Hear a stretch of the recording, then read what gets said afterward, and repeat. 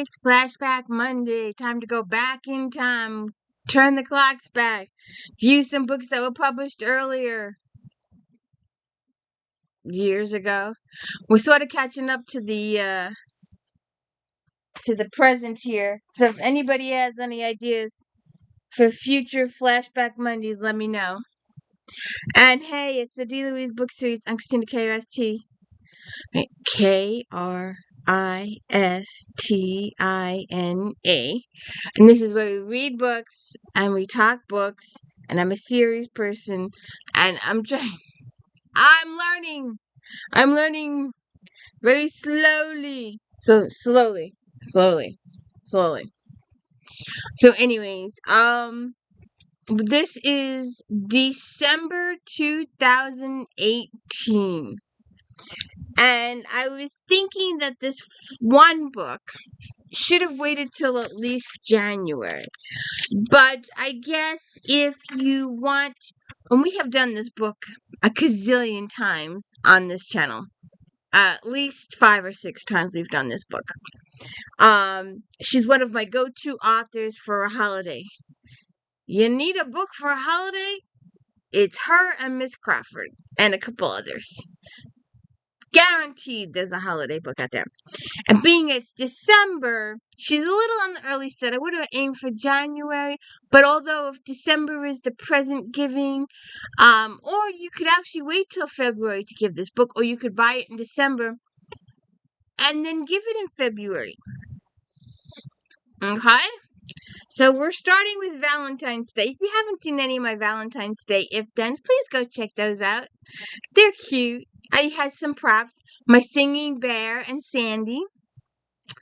So, Valentine Murder. It's Valentine's Day in Tinker Cove, and while the cupcakes Lucy Stone is baking for her children will have pink frosting and candy hearts, Lucy's thoughts are not centered on sugary sentiments. She barely arrived at her first board meeting of the newly renovated library when Bitsy Howell, the new librarian, is found dead in the basement, shot only minutes before story hour was to begin. The agitated board members assume that Bitsy was killed by an outsider until Detective Lieutenant Howitz arrives on the scene and announces that the killer is among them. Lucy was already aware that Bitsy's uppity big city ways rub some people in Tinker's Cove the wrong way. But she has a bunch that motives for the librarian's violent death run a lot deeper. From Hayden Norcross's elegant antique shop to Cornery Clark's chic kitchen, Lucy relentlessly snoops into curious lifestyles and shocking secrets of Tinker's Cove's most solid citizens, and the secret will plunge her into a terrifying confrontation with the killer. Sounds a little too serious for a cozy. It's a cozy. Stay. Here we are. Christmas. It's Christmas. If you haven't seen all my Vicky Delaney videos, go watch them. And if you haven't seen my Cozy Mystery Christmas, go check out that too. It's If Then. It's Christmas time, but not everyone is jolly. Kate Bonner, local sleuth and manager of Artisans Alley, has received some shocking news. Afternoon tea proprietress Vaughn Barrett was found dead in a wrecked car. However, Vaughn didn't die in a crash. She was killed by blunt force trauma to the back of her head. Adding even more intrigue to the murder is the fact that she was with child. Vaughn left a trail of men behind her, so the suspects are many, but the clues are few. The broken teacup leads Katie to one of the suspects. Before she can investigate, she's attacked. Katie may be closing in on a murderer, but time is ticking because the murderer is definitely closing in on her. Ooh, a little rough for cozy. And this is Miss Barrett. Angelica Reseda. Haven't got a clue. Bookshop. Let's hit the Regency market, shall we? Shall we go a little Regency? Do we like Regency in our lives? Do we like Regencies in our life? We like Regencies? Yeah, we do. That whole shelf is Regencies. Freya! Now, when I think of Freya, I think of, oh, Wex. I don't think she's a Raven. I think she's a Westcott. Freya de Moray is many things, a member of the secret order of wise women, the daughter of disgraced nobility, and a chaperone. Living under an assumed name, what she is not is forgiving. So when the Duke of Harlow, the man who destroyed her brother and led to the downfall of her family, appears at a country house party she's attending, she does what any wise woman would do. She starts planning revenge. Yeah, I can see this going well. Christopher Renshaw, the Duke of Harlow, is being blackmailed. Reluctantly, he agrees to attend a house party where he plans to destroy his blackmail. But when he recognizes Freya among the guests, he realizes his troubles have just begun. Freya knows his sins he'd much rather forget. But she's a fiery temptation he can't resist. Oh, don't you just love our cozy mysteries? Oh, wait a minute, that's a Regency. Excuse me, I'm sorry. A little more modern to the lady that we were reading the other day. And I still got 2 more that I've got to, well, actually 4 more. I stopped at book 8. I just couldn't take the relationship angst anymore. I was in it for the history. But here we got relationship angst. Oh my god, he's got clothes on. Have you seen these books? Every last one of them, there's a naked guy on the cover. And the spine, so it catches your attention when you walk down the aisle of the bookstore. Some publisher somewhere said they have 3 seconds to catch your attention as you walk down a bookstore aisle. So anyways, with his men scattered to all corners of the globe after a disastrous secret op in Russia, Lieutenant Commander Scott Taylor is trying to find out who is responsible for leaking the information that killed half his platoon, excuse me. Were it not for Natalie Anderson, the woman he had been secretly dating in the Pentagon, and who had warned him of the danger, he knows they would all be dead. Scott is devastated when he hears that the woman he hoped to marry has been killed for helping him, until he learns that Natalie was the spy who betrayed them. But when his search to clear his name brings him face to face with Natalie, very much alive, Scott realized that justice and vengeance might not be as clear-cut as he thought. Is that one of those love-hate relationships? You want a cowboy? If you haven't seen my If Then Cowboy, go check out my If Then Cowboy. Home to Wind River. Guy's got clothes on. Oh, and he's got puppies. Do you like puppies? What? Do you like puppies? No. After a harrowing tour of duty in Afghanistan, Army nurse Lily Thompson escapes to Wind River Ranch to find herself one more. Working as a caregiver to Foreman Jake Murdoch's elderly mother, Lily almost feels at peace except for the unsettling presence of Jake, a tight-lipped, intimidating man who everyone calls Bear. But one look in the powerful ex-Marine's eyes, and Lily just melts to her soul. Ugh. Jesus. Romance. There's got to be something more. There has to be something more. Give me a mystery. Give me some kind of looking for this or searching for this or murder mystery. It doesn't have to be murder mystery, but lost manuscript or something besides the relationship angst. People, there's some there's these. I was looking for new authors for October for an if-then vampire thing. And I ended up getting on this blood path. Oh, good God. Oh, that went 6 ways to Sunday. Well, don't forget to check it out in October. October is Blood Month on the Daily Ways Book of Series channel. Seriously. It just, oh, good God. It went. But these people, I said, I don't want adult situation. And they're, every last one of them is adult situation. I was like, up 10 years ago, that might have been interesting, but not today. Give me a little murder mystery. Give me a little detectiving. Give me someone trying to rise to the kingdom or fight his way to the top, or just give me something. And hand to God, I don't remember the title of it. I should really look it up.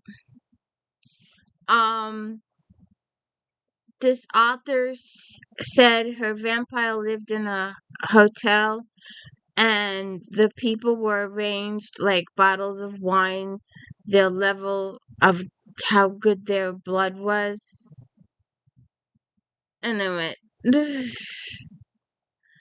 And then this other one, the first, if you look on Amazon, and again, I don't remember the author or the title of the book. The very first, I said, no romance. I do not want romance. I put that in my quest, right? The first sentence. She was bred to serve. Yeah, no, just no. All right. Ooh, we gotta tape this. Catherine Anderson, Spring Strawberry Hill. Is this a leftover from I went through fruit like crazy? This might be leftover from the fruit days. Nope. It's a December 18. That's good. Because I went crazy. If you haven't watched my Apples and Peaches. When does my Apple and Peaches come out? Yeah. Apples and Peaches. I went bonkers with Apples and Peaches. It's like, hey, do you know what apples have to do with Outlander? I did a short on that, and it went over everybody's head. Not a single person. It went over their heads. In season 7 of Outlander, they're hanging out in Fort Ticonderoga. Fort Ticonderoga is upstate New York. Upstate New York is apple country. I got a whole bag of apples over there. I made the sandwich the other day.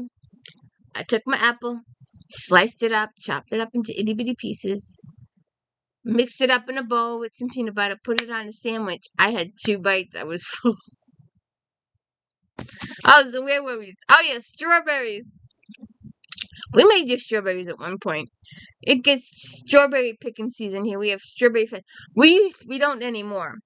But about 20 years ago, they had these entire festivals dedicated to strawberry. Everything was strawberry. Strawberry cakes, strawberry cupcakes, strawberry drinks, strawberry margaritas. Everything was strawberry. Strawberry ice cream. It was Strawberryville down there. Parades and everything. The last 15 years? I think it's longer than that. My mother was still alive the last time there was one, and she's been dead 25 years. So maybe it has been longer than that. As a camp cook, Vicki Brown loves feeding any size crowd in the great outdoors, with one noble exception.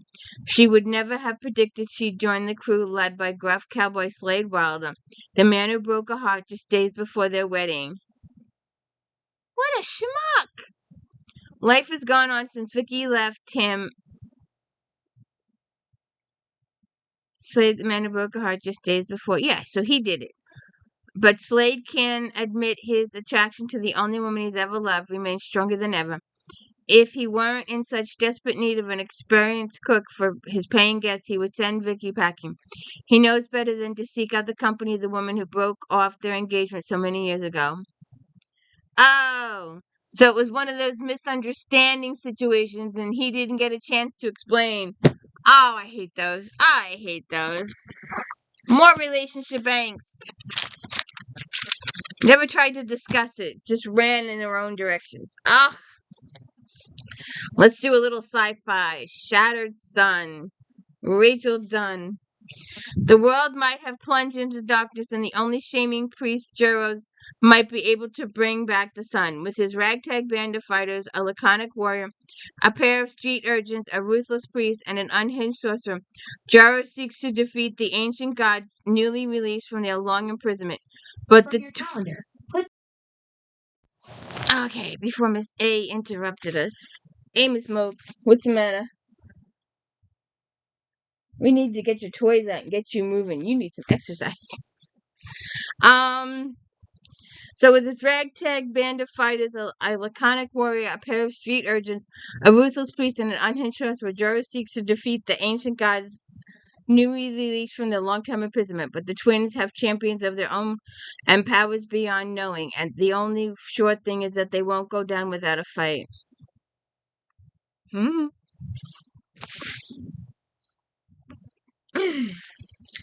If you haven't read Miss Day, you need to read Miss Day. I love the bird. And the bird talks to Miss A.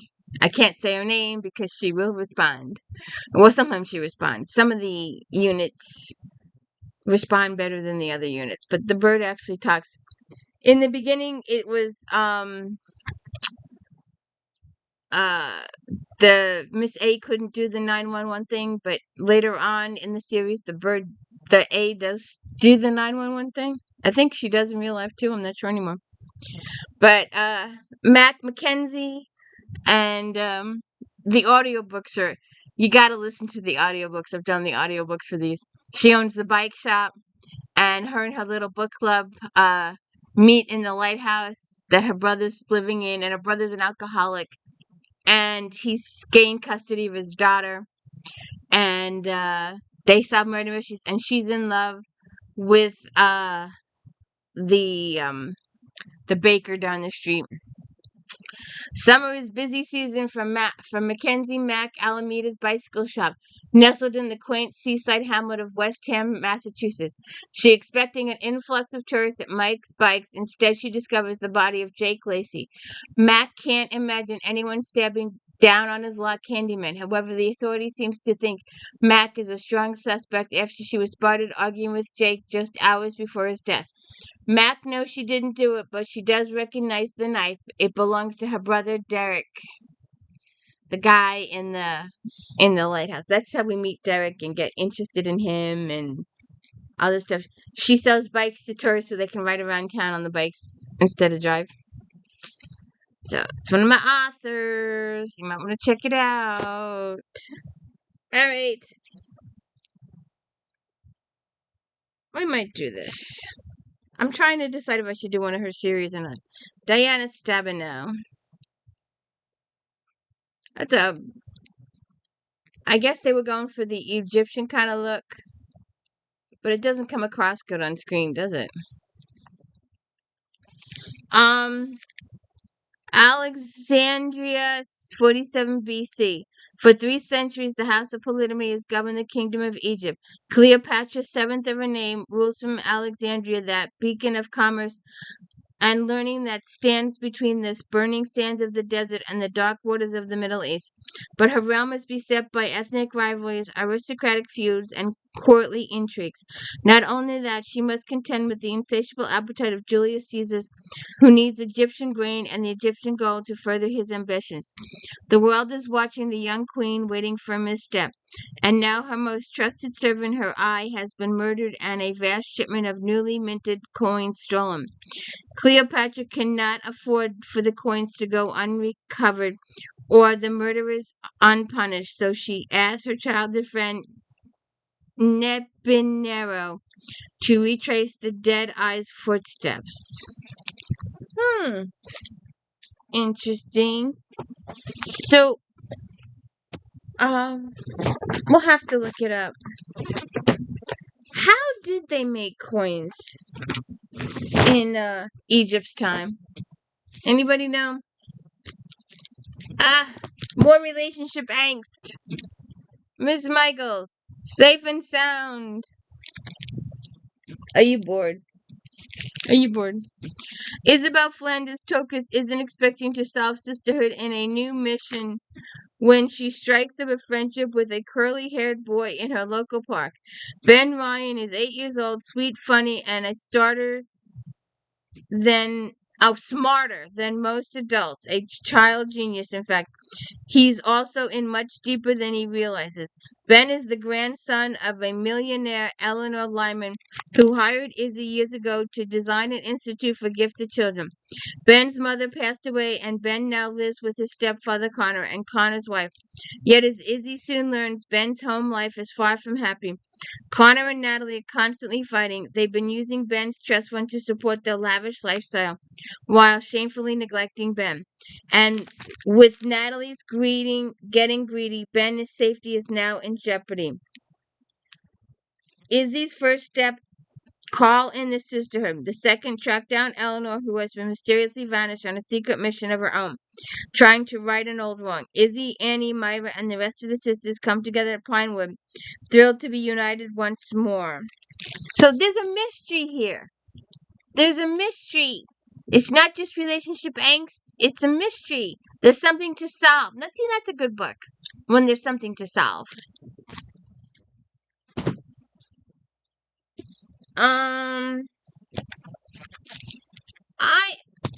One of these days I gotta do this, lady. Because if you're looking for a holiday book, here's another lady for you. Miss Childs, Eggs on Ice, another cozier. Some say that casting crusty attorney Alan Sharp as Scrooge in the Kindred Players production of A Christmas Carol is just playing too tight. He is not the most beloved man in town. In fact, you would have Dickinson's of a time finding someone who liked him. Still, it is a shock when the ghost of Christmas Past stabs him during the first rehearsal. Suzanne, co-owner of the Crackleberry Club, Kindred favorite combination diner, craft store, bookshop, chases the murderer out of the building but loses him in the alley. When a former employee sexually harassed by Sharp emerges as the main suspect, Suzanne decides to do some digging herself, but the days pass, the list of possible suspects grows longer. Is it Sharp's disgruntled law partner, the puritanical reverend, or a fellow owner of the Cackleberry Club? We gotta find out. What's with the recipes? Jalapeno grilled chicken sandwiches. Krabby crab cakes. Sweet and sour pork. I'll go for that one. 3 tablespoons soy sauce. 1/4 cup apple cider vinegar.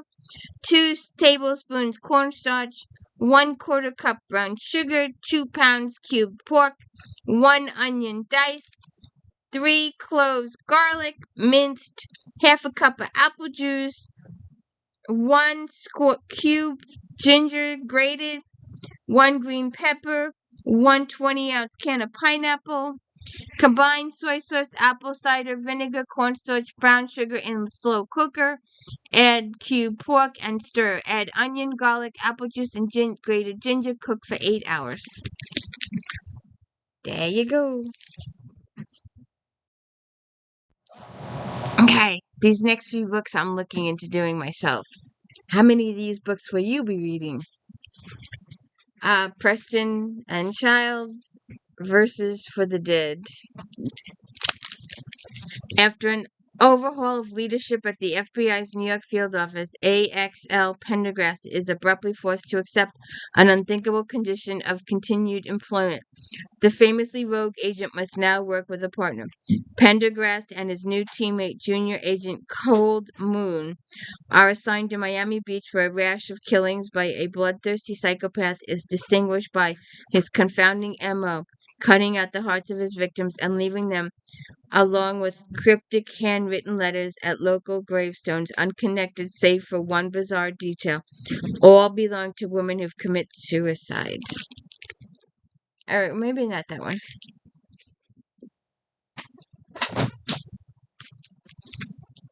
Uh, all of these. All of these are whispered word. Yes, ma'am. Uh,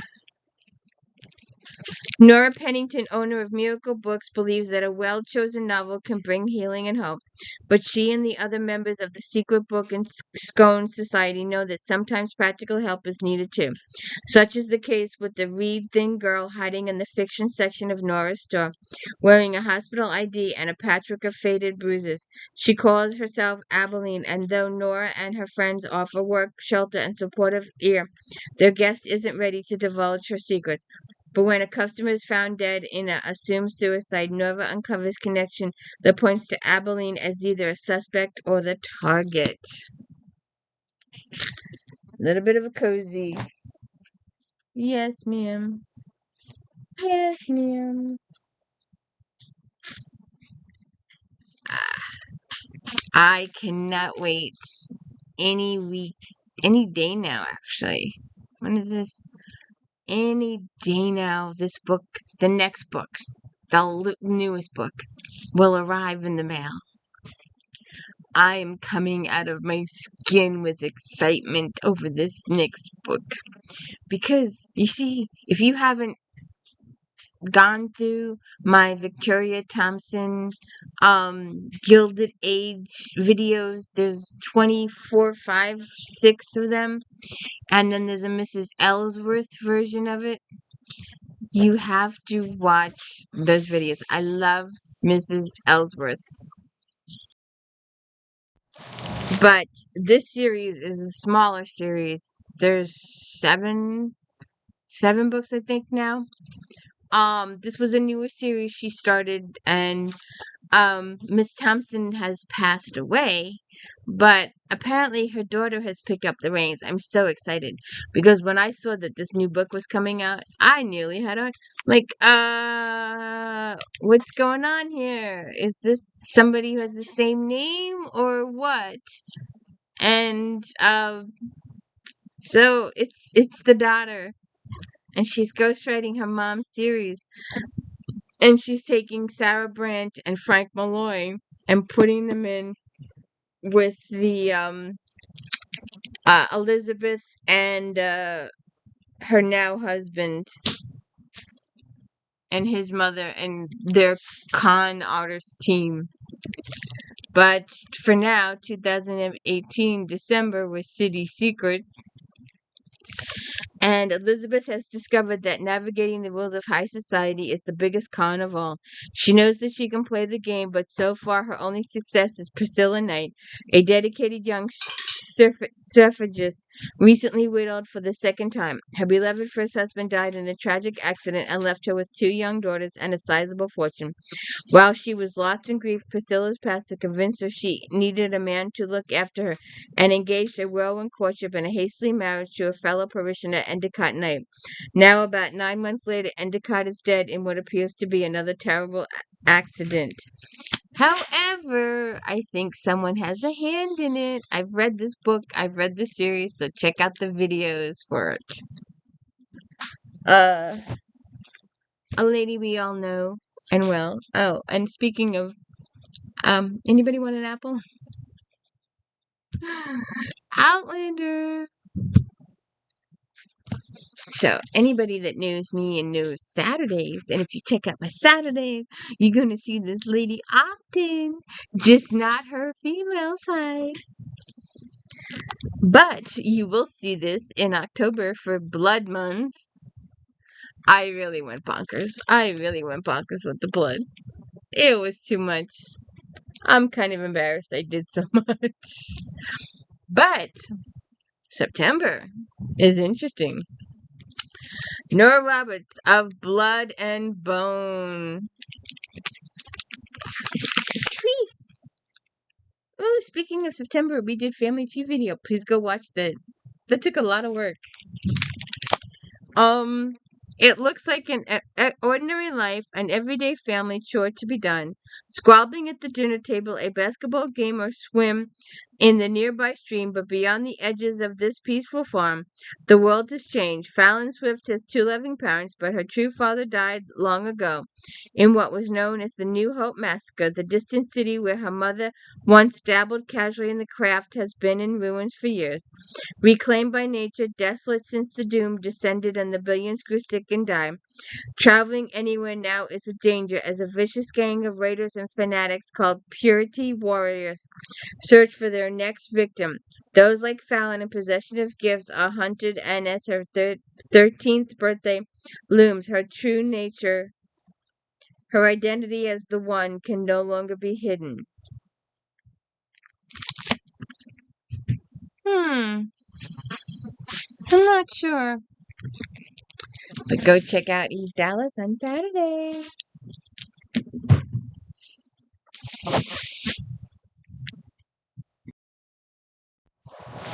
And we're going to start this series soon. I'm trying to decide how to do it.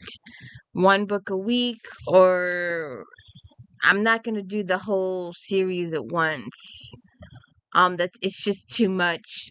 Maybe one book a week for the next 64 weeks. Or maybe not that many. We'll see what happens. I may get tired of it. Stone is just a slut. He's just a slut. And we'll see what happens when I get to book 13. I think it was 13 that I went off on it. And we'll do the video for it. But we got to get through the first 12 first. I think it's 12.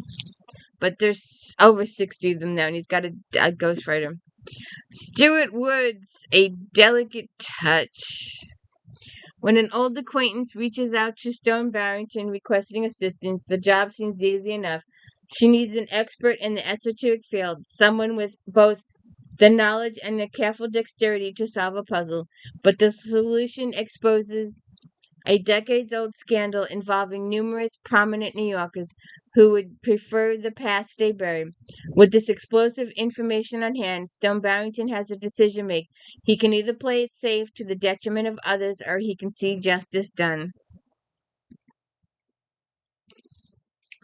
And that is the end of Flashback Monday 2018. These are pretty. These are pretty. Apples. So, hey, check out Star Trek Next Generation recaps on Friday, or Star Trek Voyager recaps, and Eve Dallas Saturdays, and unboxing Sundays, and my daily book reviews, and every night at 7:45 on the D. Louise Book Series channel. We're talking Diana Gabaldon, Go Tell the Bees That I Am Gone, or Echo in the Bone, or Written in My Own Heart's Blood. I started this little thing in the middle of Echo in the Bone because that's where season 7, I had binged season 7, and I started with there. If we get through Go Tell the Bees and the new book has not come out, then we will go back and start with Outlander and go through them like that. Otherwise, we will start the new book. I haven't heard anything about it. I think she's still writing it. Maybe next year, maybe 2027. We'll see what happens. But have a good day and enjoy Flashback Monday.